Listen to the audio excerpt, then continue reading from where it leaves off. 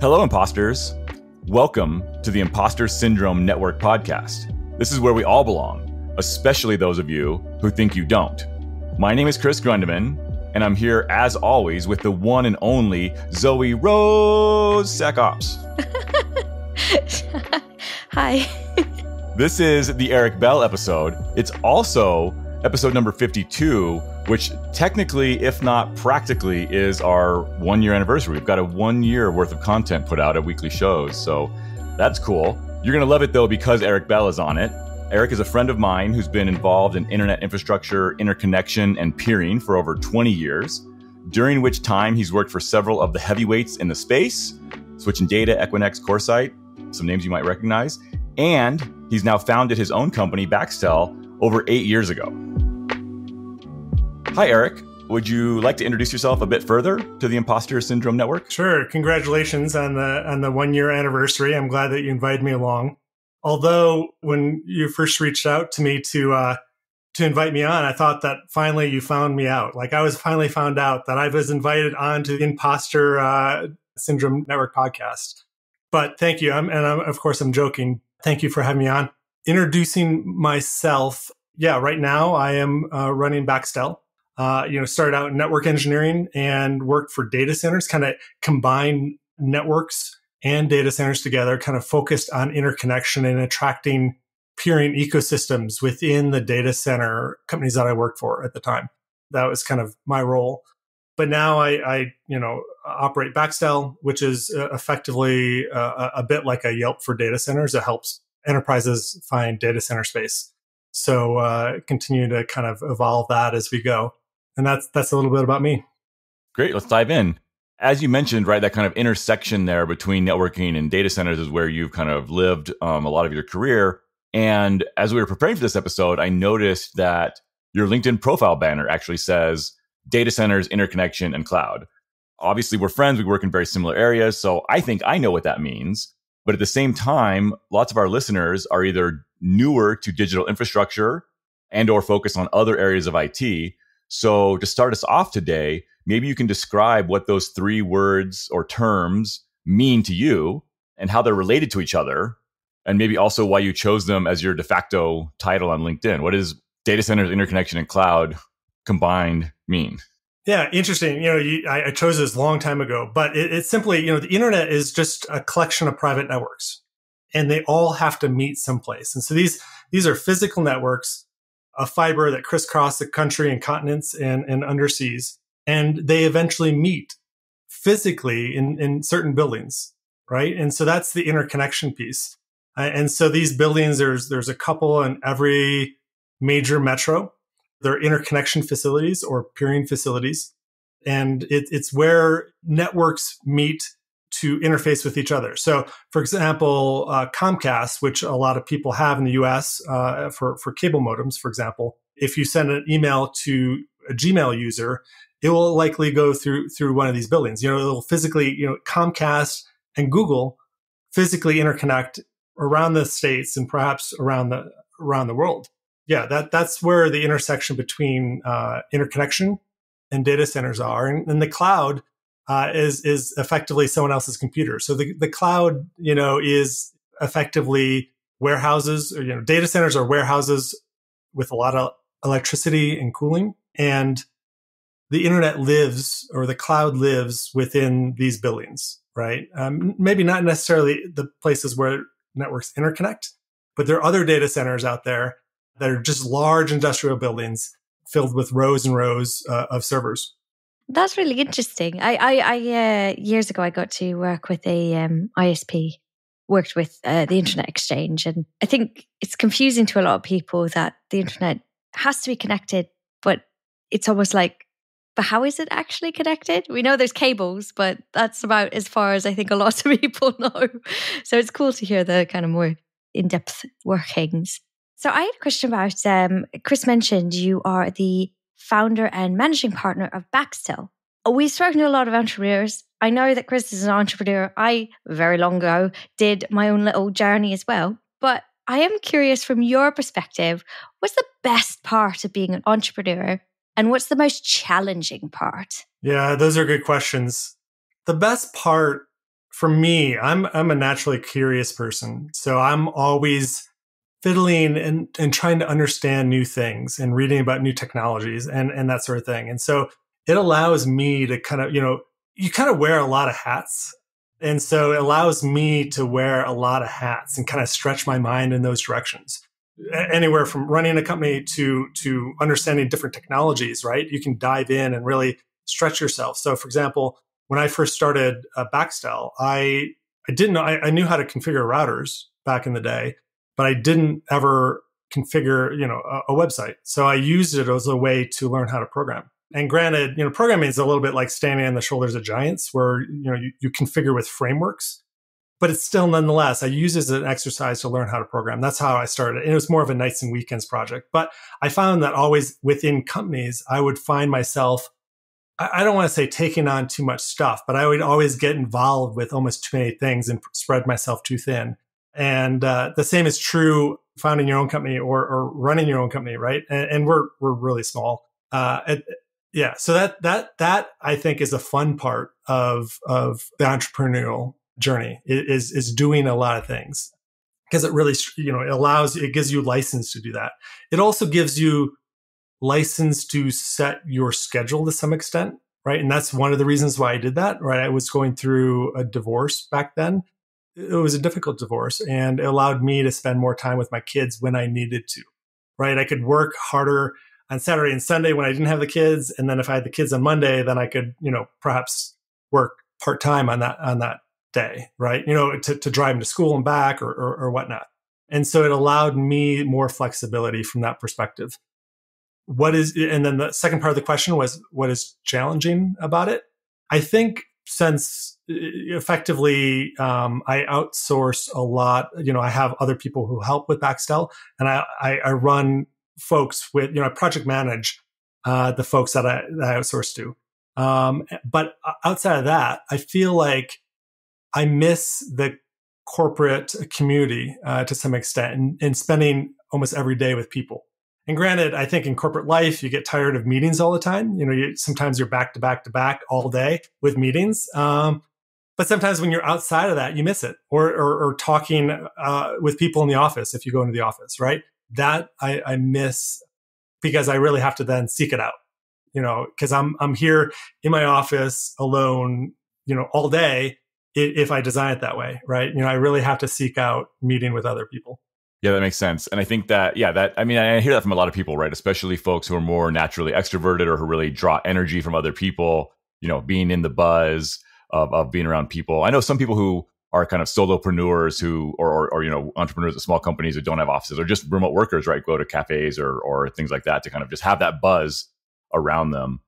But you still don't get that kind of like team camaraderie from just having the noise and the people around you, which is tough to recreate, like you said, outside of a big company. Right. Of course, the other side to, being on a team, like in a corporation or somewhere else, is that not all teams are great to be on. Have you ever been part of a dysfunctional team?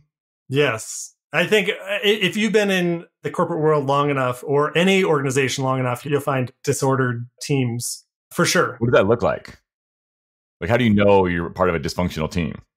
I think it sometimes comes down to the leadership, right? So when the leadership is dysfunctional or the leadership has a low emotional maturity, if you will, I think that causes the team to start to become dysfunctional. I think those type of things lead to dysfunctional teams. It comes from the leadership. Obviously you sometimes have bad actors on any team, that can kind of make it hard on others. But I think a good manager, a good leader would kind of start to manage through that and kind of rectify that. But when you have a bad or a dysfunctional leader, that's when things go into disarray. And then you sub niches, pitted against each other within that team or between teams, right? And it becomes really political. Yeah, no, I've had, unfortunately had those sort of experiences before. I've had really good ones as well, but I've had dysfunctional ones. I think the hardest part for me was recognizing that it was an environment that was not leading to my success, we'll say. Recognizing that it wasn't just my fault. There was an actual reason I was failing. I think that was my hardest challenge. One thing I was thinking is like recognizing that you're in a challenging environment and then figuring out where to go next or how to resolve it. Potentially, I mean, sometimes it means leaving the team, but do you have any advice about ways that people can identify if maybe this isn't you only, maybe there's something bigger going on, and also maybe figuring out how to move forward from there? I think it's important to have good confidence, meaning other people that might be close to the situation that you can kind of talk through. It's not about like, it's really easy to start gossiping. You go to the bar and you start to complain about your boss or about these other team members all the time. And sometimes it devolves into that. But I think it's important to have someone to bounce ideas off of, and, to understand maybe, is it me? Maybe it's me who's causing this issue, or perhaps understanding that it is this other situation and getting insight into that through, kind of collaborating with others, right? I think that's one key thing. I know that a mistake I made in my career was sometimes gritting my teeth and just trying to ride it out. And that sometimes there are times to ride it out, and there's other times to cut the line and move on. And I think there was a time in my career that I should have cut the line and moved on to a new situation, either to a new department or, exterior of the organization. Yeah, because I started to internalize it in that case, and it affected me and my personal relationships and my family and stuff like that. I started to bring it home, and that is when it starts to become unhealthy, I think. Yeah, that makes a lot of sense, I think. And definitely, I like the point that, having that ability to self-reflect, whether that's, with someone else or maybe in your own internal dialogue, whatever it is for you, are we the baddies? Like, I think it's, so sometimes you are. And it's good to be able to ask that question and recognize like, no, this isn't, someone else's fault. This is mine. Or to also, it's just as powerful to recognize, no, this has nothing to do with me. This is the situation that I'm in. And maybe that means I should look for an exit or try to change it, right? Depending on the situation. But knowing that, I think, and asking that and being open to that. Because I know for me, I spent a long time, probably at least, I don't know, maybe the first 10 years or so of my career, just pushing forward and really not paying attention to that stuff. Not paying attention to whether I was being, maybe rude or not getting stuff, not paying attention to other people were putting me in toxic or negative situations and setting me up for failure. Just not paying attention to that. Just saying, okay, this is the job to be done, and I'm going to do that job, period, and just, churn forward. And I wasn't asking those questions. Right.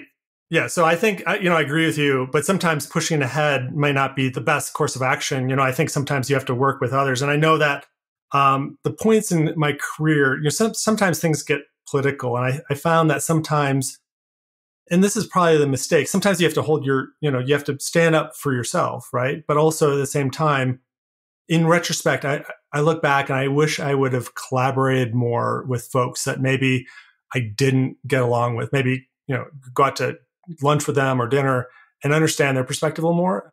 I think in retrospect now that has been, 10 years or so or more, I wish that I would have done that more with the folks that might have made it difficult at the time. Yeah, no, that's an interesting part because I started working very young. And so I'm used to kind of the corporate environment where you don't always like the people you work with. You sometimes do, and you're lucky, but you don't always. And so it's kind of natural for me to kind of take a step back. I don't have the most amazing social skills. So it's actually more easy for me to step back and say, well, I don't need to be a friend. I just need to work together. But I think that's something that maybe isn't made clear to people coming into industry, that just because you're not going to be best of friends with somebody doesn't mean that you can actually, you're not going to learn a lot from them. Some of the people I learned the most from, I didn't necessarily like that much. So I think that's a really good point. If we were to rewind, opposite direction, rewind, what was your very first job? And did it kind of direct where you're going now? Or was it kind of a entry point that you ended up, I don't know, just going in very opposite directions? Very first job was working, I think I had a lifeguard job. But outside of that, it was And that was a little boring, just watching people in the pool. But it was at Subway. So typical high school type jobs, right? And working at Subway, making sandwiches. And that made me understand that I'm not made to make sandwiches. I'm not made to be in that type of area. That's just not how I am or how I'm built, right? It made me go to college and kind of figure something else out. So you're a lifeguard, you're sitting there watching other kids in the pool and stuff, and then you end up at Subway, you're a sandwich artist, and maybe not a good one, or just, just don't like it that much. And then how do you go from sandwich artist to, I think, what was your first job in tech, and how did you get, how did that transition happen there? Was there a college involved, or was it just kind of stumbling into a new job, or was it very intentional? It was intentional, but it was not direct. So I had a business degree. I was doing some other jobs, right, in business. And this is actually in 1999. And so it was a while ago, but this is when the first internet boom was happening. And all the cool kids were getting into this thing called the internet, and that it was so new and booming at the time. And so I took a few courses. I took actually a computer course, and I took a Cisco certification course. So I went through and started to get certified from a Cisco perspective.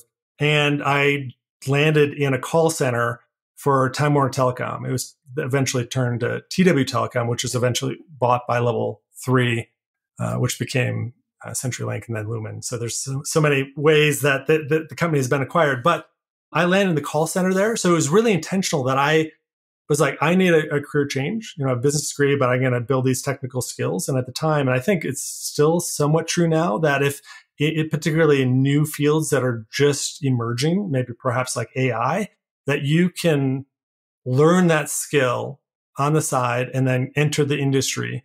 And that's effectively how I did it. And I spent probably only like 3 or 4 months within the call center. And I was studying actually then for the CCNP. And I had my book open and that sort of thing. The chief architect would come and walk by often when I was working on the second shift.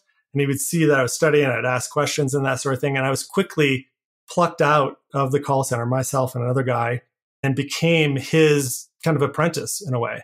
And, the chief architect, almost leapfrogging a bunch of other kind of network engineers who've been there much longer and probably more talented. But he wanted to train up someone, from scratch in his image. And it was a great career launching point. But it was, to answer your question, moving into the industry was very intentional.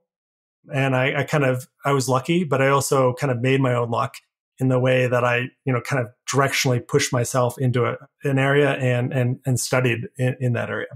But I like the point you made about that. It was intentional, but you did start somewhere. Like, it's not. Sometimes I get people saying, "Oh, how can I get into security? I want to go directly into security," which is where I work. And I say, actually, you don't have to go directly into security. You can, like, a lot of people start at call centers. I started from networking. I did not start intentionally in security. So I think that's a really good point of, we'll get into the general direction you want to go, but study on the side as well, which is great if you're, as you said, if you're looking into emergent technologies, because it's not always you can just build your career off of what's out there at the moment. It might be something you work towards, and having those foundations is really beneficial. So, okay, if we get to, you were kind of working directly with, I think you said, the architect. So would you say that they became more of a sponsor for you or a mentor in your career? Yeah, he was.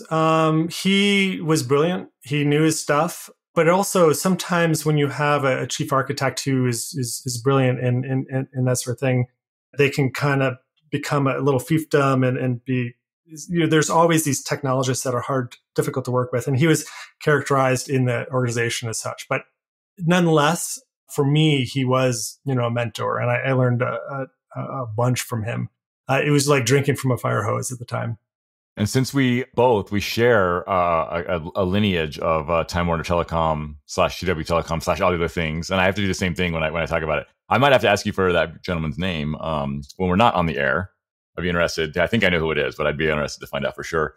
Has mentoring like that been part of your career outside of that particular relationship, or it's not really been a big deal for you? I mean, and either way, right? Have you been a mentor through the years, or have you mostly worked kind of on your own, or and have you been mentored or sponsored, or do you even see a difference between the two?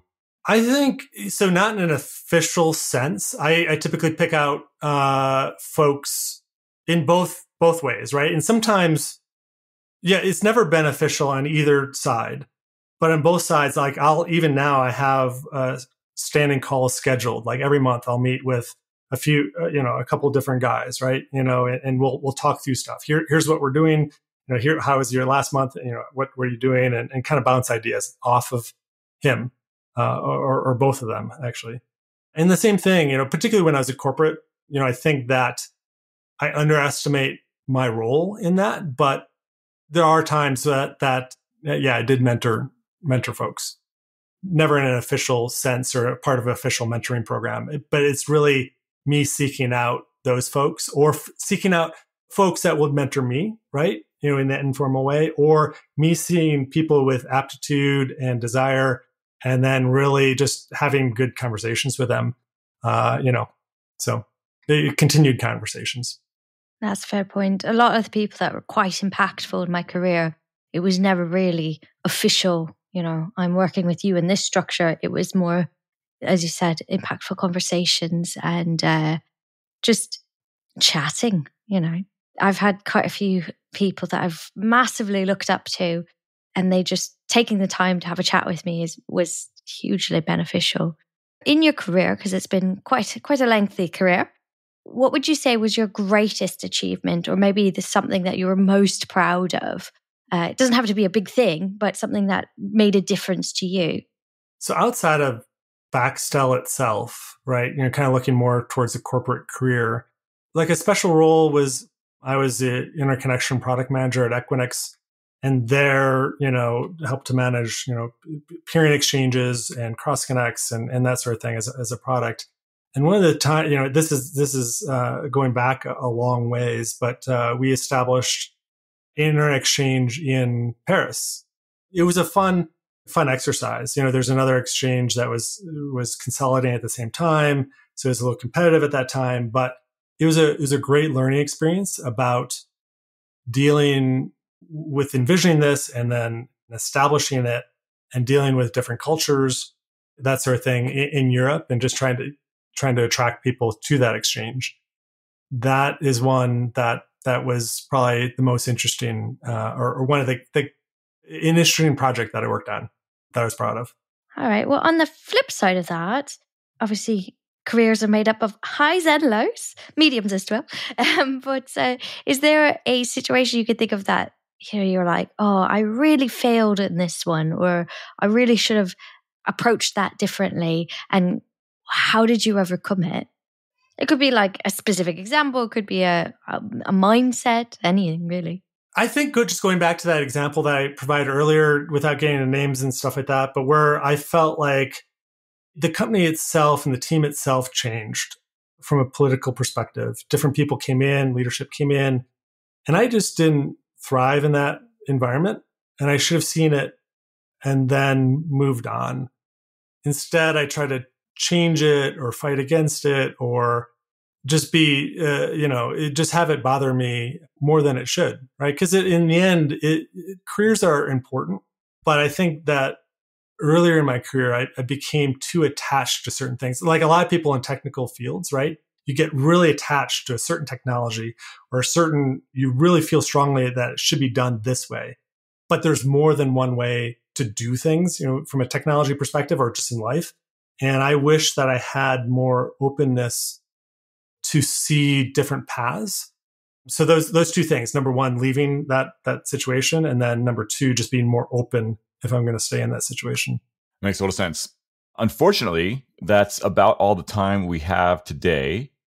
Eric, do you have any projects that we haven't touched on? I mean, obviously, we'll link to Baxtel. People can check it out. I liked your description, the Yelp for data centers. So folks know that's where they can go look for colocation services and things like that. But are there any other projects or anything that the Imposter Network should know about? Or just, where folks can find you if they want to reach out and chat more? Yeah, I think the easiest way to find me is Eric Bell, my LinkedIn. So look for Baxtel, Eric Bell, or something like that. You'll find me on there. On LinkedIn, Twitter, I'm on, but I use it more as a consuming device rather than broadcasting what I'm up to. There are other projects I have going on. There's one in the hopper now, but it's not yet public. So I don't know.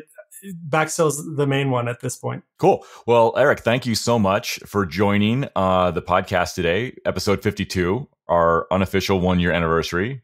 Thanks for sharing that with us. And thanks for sharing your story with the Imposter Syndrome Network. Obviously, thank you to all of our listeners, especially any of you who have heard all 52 episodes. Special thanks. You guys win a gold star, although you have to go find it and affix it to your shirt yourselves because of the way this podcast medium works. But what you can also do is pay it forward and tell others about this podcast, about this episode. If it was something insightful or informative, I think there's people out there, probably friends, colleagues, family, students, etc. So please do share it far and wide. Now, Eric, before we close out completely, you mentioned something at the very beginning where you said that when we invited you on the Imposter Syndrome Network podcast, you thought maybe you'd been found out as an imposter, I'm guessing. And so I assume that means that you've at some point felt like an imposter, maybe felt like you didn't belong somewhere, maybe felt like you weren't good enough somewhere. Assuming that's true, what do you do when you feel that way? How do you deal with those feelings, or how have you dealt with those feelings? I think everyone feels it. I think some people more than others, and I definitely feel it. I think that when I was more in corporate life or kind of entering in, I felt it a lot. And I know that I dug down and studied more and more.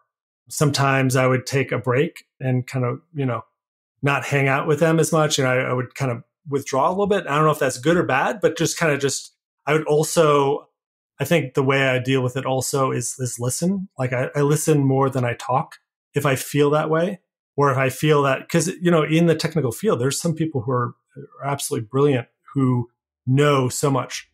And perhaps people think that about me, about certain subjects. I have no idea, but I definitely feel that way about others. And so often listening, asking questions, and just digging in and really learning. Those are the ways I deal with it.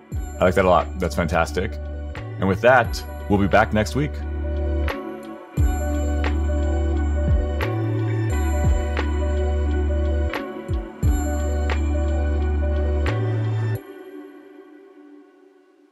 I don't know if it matters or not. I don't know if we're going to bring it up, but this is episode 52.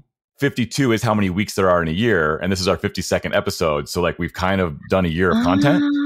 This is our 1-year anniversary episode. Nice. It's our anniversary. Cool.